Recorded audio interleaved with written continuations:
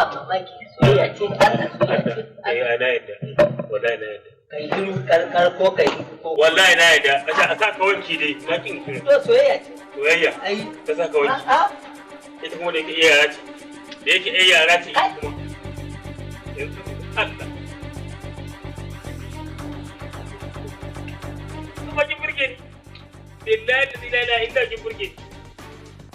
Ko ka kamar wannan wanda ya san kunya kuma wannan zan san yanzu ke saboda Allah ki ranta ma nan wanki sai ka ce dan ita ka ki mai da shi ne ga miki wanki lo na amma dai yanzu kofa ku dai yanzu wani shigo kaga kaga mu faɗa abin da za ka faɗa abin da ma na suka faɗa ba dan yan yawa kai na kin wajen kaga yanda ta shiga cikin nan wallahi Allah ne san abin da za ta dan Allah kai Allah na kin ta in yi wajen ta fito da budda igwa dan Allah ka je yara ki zo ki saki wanki ka tafi an ja tafi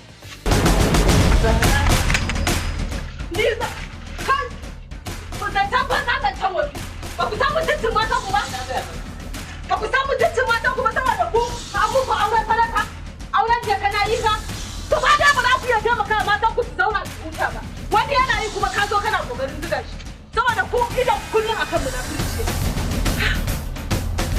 to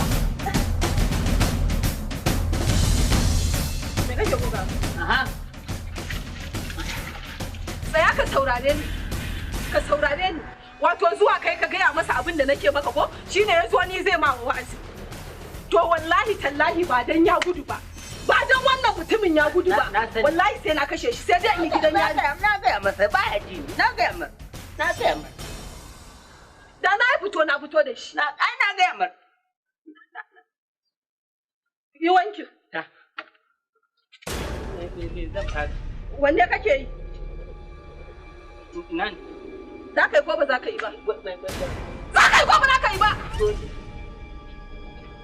ka tsaya ka dinga gaya mun zancen banza za ka ce wai matarsa ta sa shi wanki kai ka je ka matarka ta sa ka wanki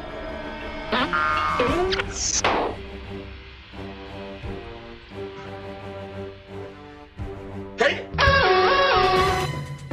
ba ka da hankali wawa ne kai ka zo ka ɗauko min bokiti wawa ne kai ka je ka ɗauko min bokiti saboda ba ka da mutunci